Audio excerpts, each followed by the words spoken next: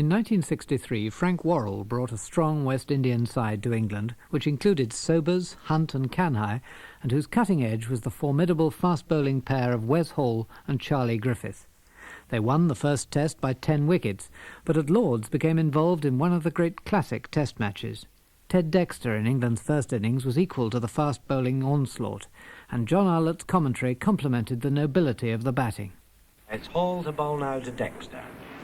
He comes in from the nursery end at full split and bowls, and Dexter plays that very calmly back down the pitch off the middle of the bat as if Hall were a medium pacer. There is about Dexter, when he chooses to face fast bowling with determination, a sort of air of command that lifts him, or seems to lift him, above ordinary players. He seems to find time to play the fastest of bowling and still retain dignity, something near majesty as he does it. And Hall comes in again then. Bowls to Dexter. Dexter goes onto the back foot and hits him square, away to third man. He's imposed a third man on the West Indies. That's Butcher, but with the single, which takes the total to 35, that third man moves up and becomes a fourth slip for Barrington. So there are 2 silly mid-ons, a leg slip, 3 slips. Now he's turned and run out again. So there's a third man for Barrington also. Just Gibbs in front of the wicket on the offside. Another change there, and Hunt has come from leg slip to backward short leg. Moved to full 10 yards. And Hall comes in, bowls to Barrington, and Barrington dabs down on a ball of full length. Gibbs whips it in from cover, carries the stumps, but McMorris was backing up and stopped it. A well-taken quick single, taking England to 36, Barrington to 5, with Dexter 23.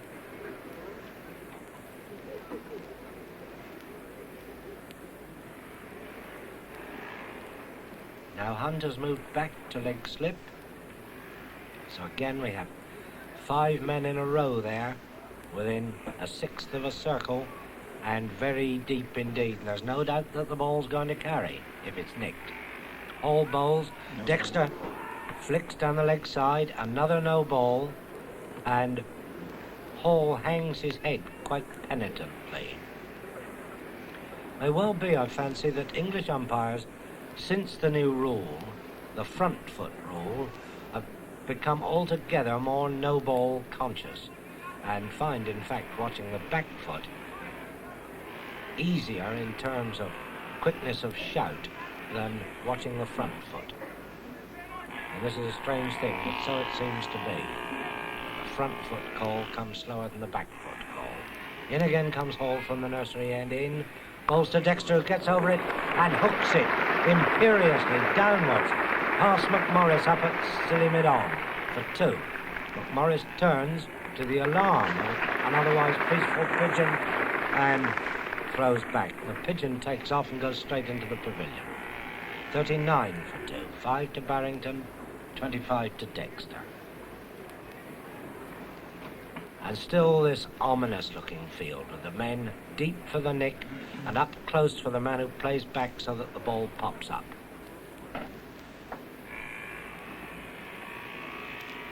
And Hall ruefully tenses and flexes his right foot, sweeps in again. Okay. Bowls to Dexter, another no ball, it's cut for 4.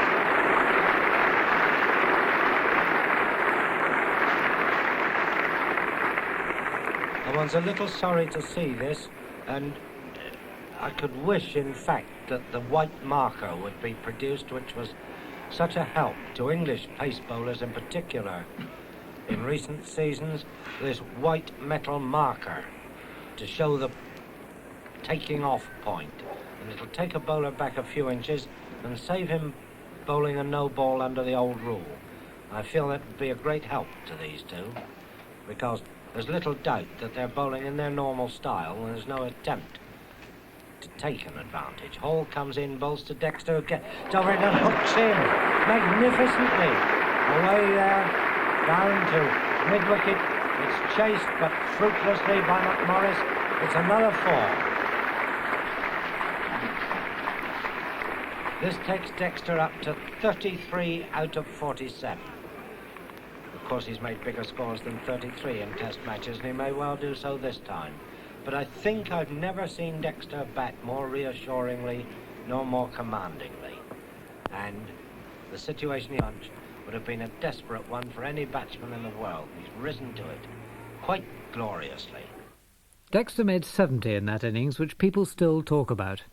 Eventually, England was set 234 to win, and the time available to reach that target was reduced by rain on the last day. Colin Cowdrey had had his arm broken by a ball from Hall, who with Griffith was making life very difficult for the batsman as the target came within reach, with the brave six-wicket pair of Brian Close and Fred Titmus together. England want 43 to win in 55 minutes.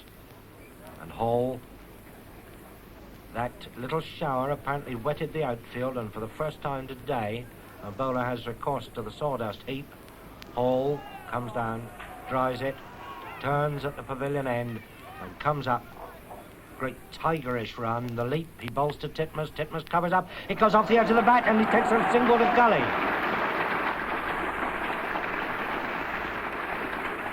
A single to gully there. The ball didn't travel a third as far as the batsman ran.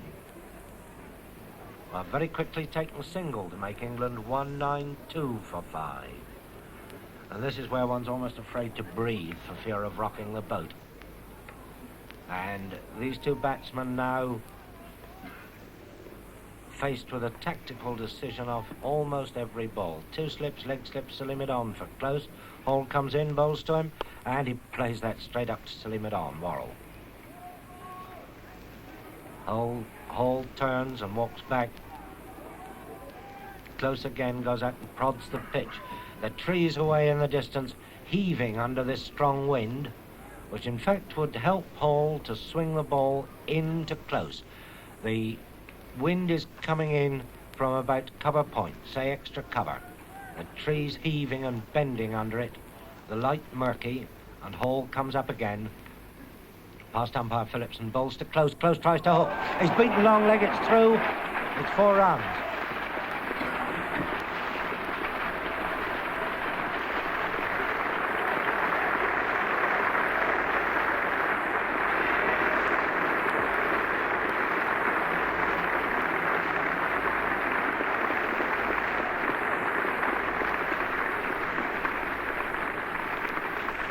Close is 50, and the people here only sorry they couldn't make 10 times as much noise.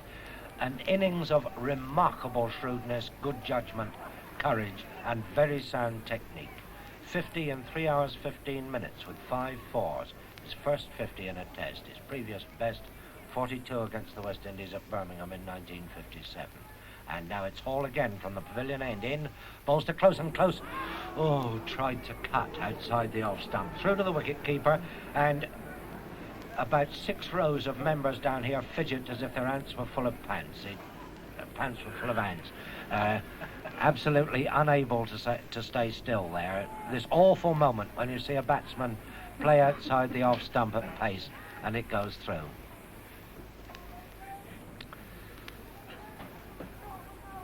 $196 for 5, 196 for 5. And Hall comes in again. Bowls to Close. Close tries to turn that on the onside, takes it on the thigh again as he turns, walks away with a little hobble, still disdaining to rub. A very hard man, this. He's been hit, I would think, a couple of dozen times on the thigh. He's resolutely refused to rub. It was cracked once on the forearm, and I would think that that was the first time in this innings that Brian Close has flashed outside the off stump.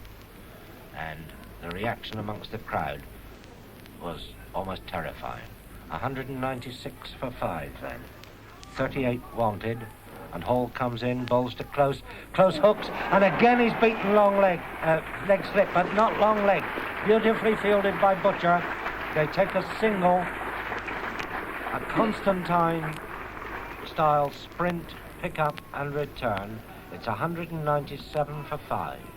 Titmus 11, Close 52. England 197 for 5, want 37 to win, and there are 52 minutes left. Well, still anybody's game, but Close, I think, realizes the position. He's hitting at everything on the leg side, and really for the first time in this inning since tee, he's been connecting with the ball on the leg side. He had one or two swings before tee and never got a run from it, but this time he's got 2 fours and 2 singles down to fine leg. Now Gibbs comes in, balls to Close, who goes down the pitch, but checks the stroke.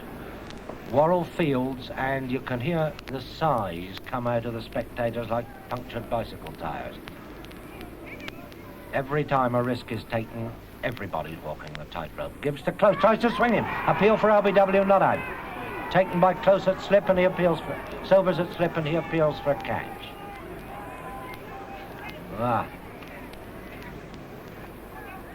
A few brows being mopped, though it's not a warm afternoon. And Gibbs comes again and bowls to Close, a little short, but Close, using his reach, goes forward, smothers any turn, and plays it out on the offside. 197 for 5. And still with this very economic field.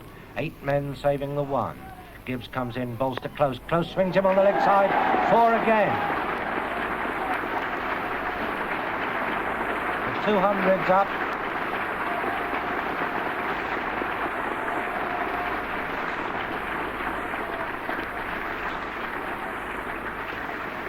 It's been a long, long road to hoe, this. And now England want 33. Gibbs bowls to Close, and Close plays out on the offside. 201 for 5.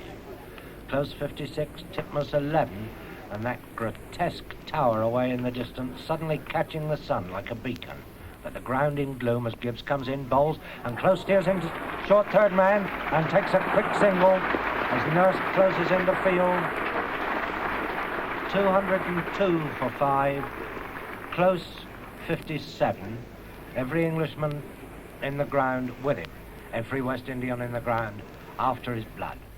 Brian Close's heroics brought him a mass of bruises and 70 runs, but not the victory.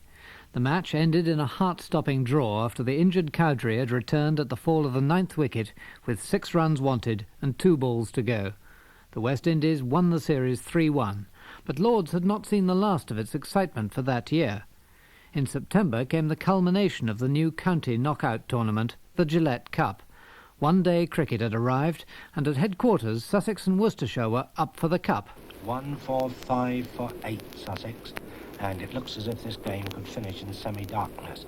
I think in the conditions of an ordinary match there might have been an appeal against the light by now. Carter comes in, then Parks lofts it well and bravely over the head of square leg. 3 men running for it as it runs to the pavilion rails and beats them all. And about 500 Sussex people who are leaning over the grandstand balcony, so far that you'd have thought the building would have tilted, burst into applause for Parks 50 and that 4. Parks 51, Sussex 149 for 8. That's 50 in 94 minutes with 3 fours and a 6. He takes guard again. Carter, well built, strong pace bowler, comes in, bowls to Parks, drives him onto the back foot to play a defensive stroke, back down the wicket. At which point, of course, if we'd had a West Indian crowd, everyone would have said, no. Back again with the bowler. Parks goes, moves up. Blade of grass from just in front of him, easily the top scorer, and that was a no ball. 1 more to bring the 150 up. 150 for 8. Carter comes in again, bowls, and Parks cuts him so delicately for 4. It was a steer more than a cut. Instead of going through with the full blow, he checked on impact and steered it wide of backward point's left hand. A perfect 4. Stroke of admirable timing on a slow wicket where the ball will cut a bit, perfectly timed to a ball of full length. 154 for 8 Sussex, Parks 55. Carter again comes in, bowls, and Parks hooks him, and this may not be 4. It's being chased by Gifford out towards the mid-wicket boundary. They take 2, think about a third. It isn't on. There's his long, hard left arm throw. 2 runs, and Worcester again are in the tactical situation they wanted. Sussex 156 for 8, and Flavel can bowl at Snow.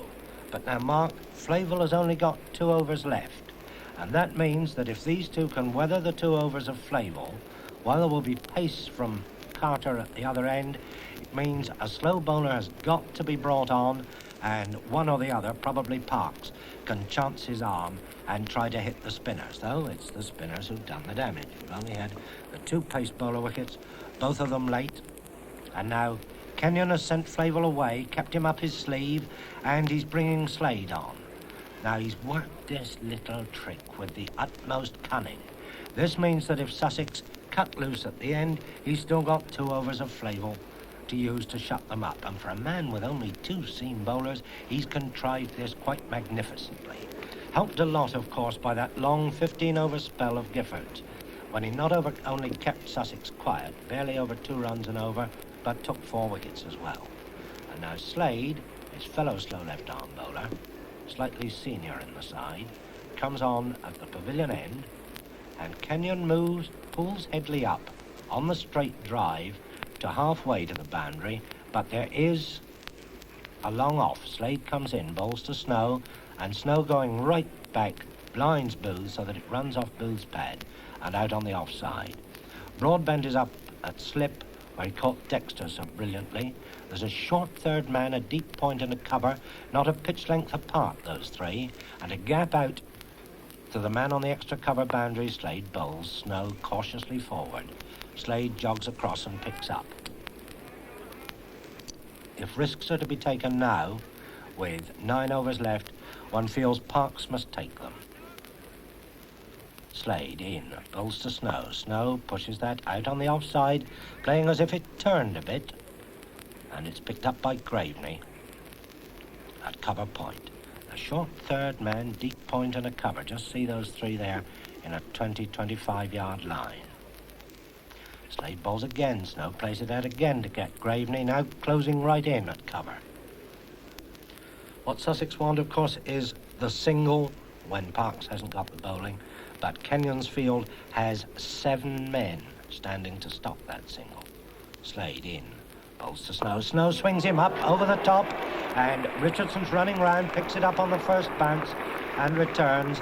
But there's that single they wanted, a little chancily struck. A good long throw from Richardson, gets a round of applause, and it's 1-5-7 for 8. 2 to Snow. Parks has the bowling. Kenyon posts.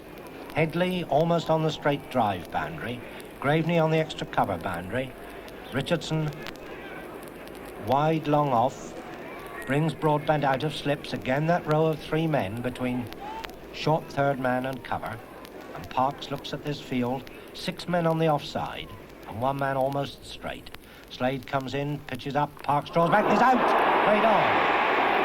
Trying to cut it, came on with Slade's arm, and Parks is out, bowled Slade 57. Sussex are 1-5-7 for 9, and Worcester can now have quite a bit of hope, though I fancy this game may still be very, very tightly balanced at the end. That was a shrewd judgment. Sussex won that first final by just 14 runs. Parks' 57 was the highest score in the match, and it earned him the Man of the Match award. 1964 was an Australian year. There were many prodigious batting feats, notably by Peter Burge, whose innings at Headingley won the series for Australia, though not all the batting was as exciting as that.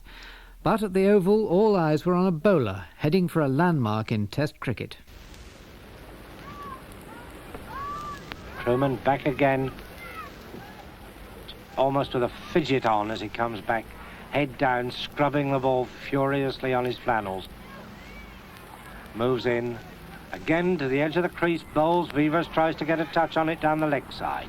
He doesn't touch it, Parks takes it, no run, 366 for 8.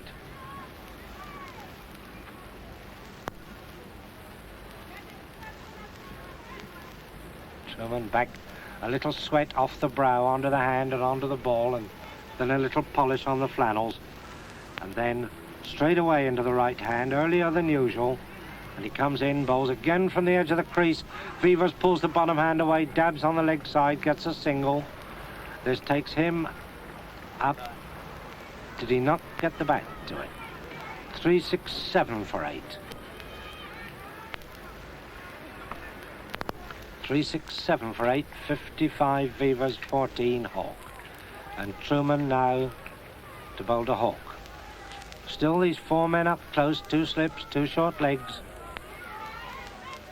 Truman comes in, bowls from the edge of the crease, and that goes down the leg side. Hawk doesn't get a touch.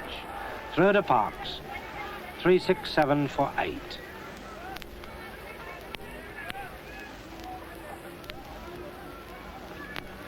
Truman with a bit of a scowl at the batsman. Doesn't even look friendly towards his fieldsman at the moment. In his 31st over. He's 2 wickets. Wants a third. Truman in again. Bowls to Hawk, and Hawk goes forward and he's caught. There's the 300.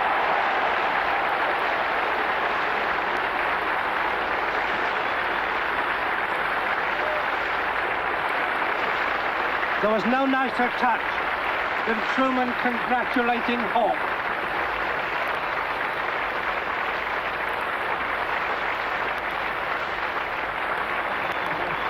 Caught by Cowdrey.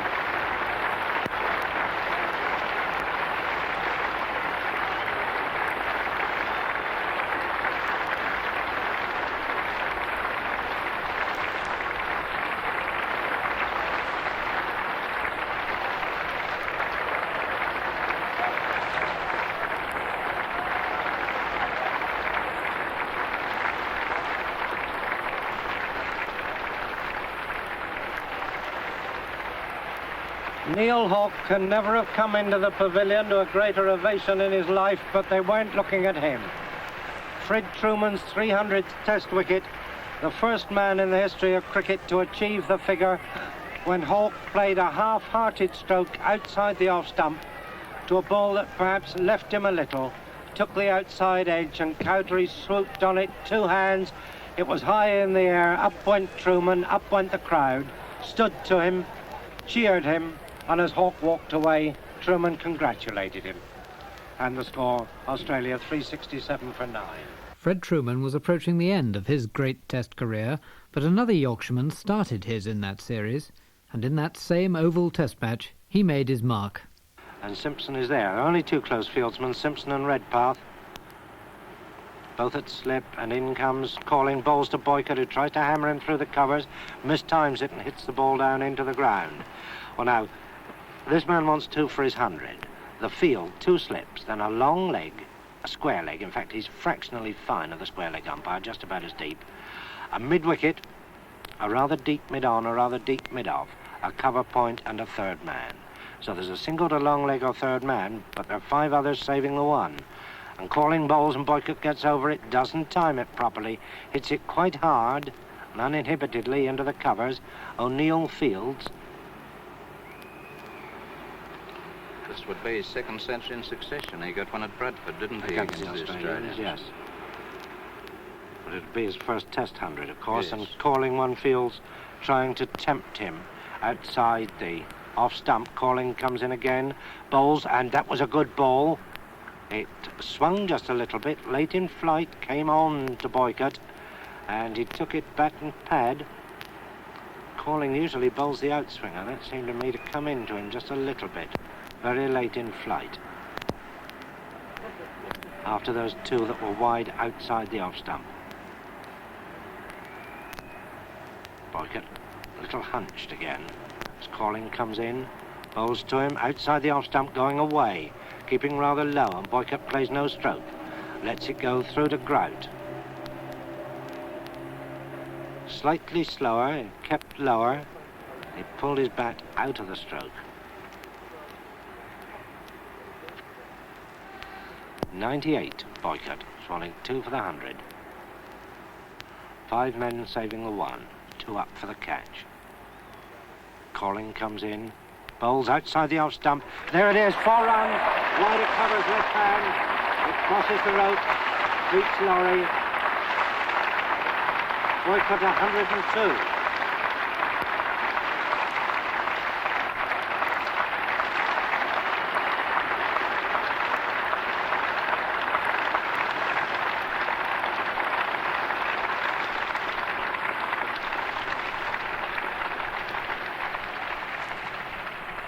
Arthur Wrigley passes me a note to say 100 in 3 hours 55 minutes with 9 fours, and I believe by no means the last Test 100 we'll see from this man. In 1965, South Africa came to England with an exciting young side to play 3 tests. It was to be the last series between the two before sporting isolation for South Africa, who won it 1-0, with the Pollock brothers supreme at Trent Bridge. Fast bowler Peter took 5 wickets in each innings to support the domination of brother Graham with the bat. 120 out of South Africans, 173 for 5, and he's now hit 20 fours. Barber bowls to him again, he goes down the wicket, he pulls that out on the onside, Snow can't cut it off, 4 more.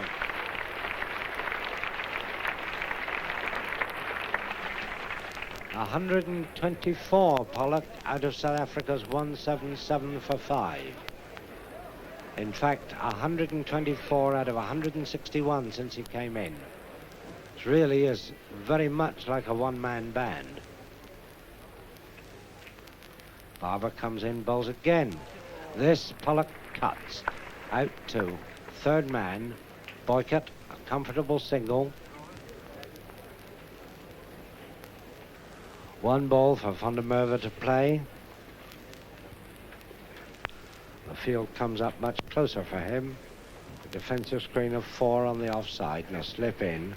3 men saving the 1 on the onside. Oh, I would have thought they'd be glad to give him 1. Barber bowls, and again Barber stops at his boot. He turns it out to Mike Smith at cover point, and that's the end of the over with Van der Merwe 10, Graham Pollock 125, South Africa 178 for 5. I think we saw there what a great player Pollock is. Apart from his driving and everything like that, he's prepared to use his feet, get to the pitch of the ball, get it on the full toss, and he hit it very hard indeed over the square leg boundary.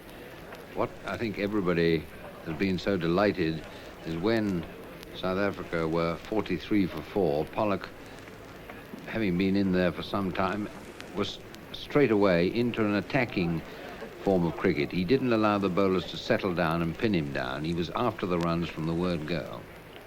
Now Cartwright from the city end bowls to Pollock and he's out. Caught it, slipped by Cowdrey.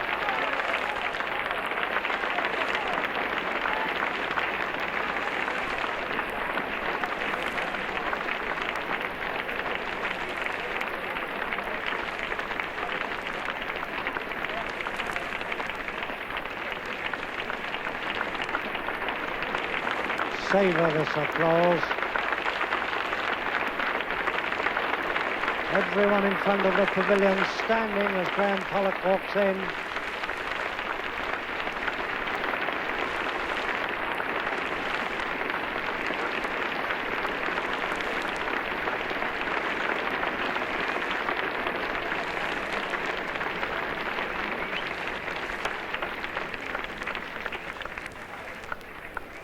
Graham Pollock caught Cowdrey, bowled Cartwright 125.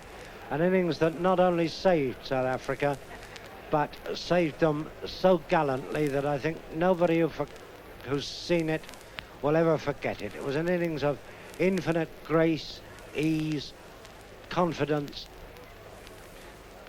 Almost every stroke in the book played with utter certainty. It must make every other batsman in the game seem slightly second-rate. As handsome an innings as we're going to see for a very long time.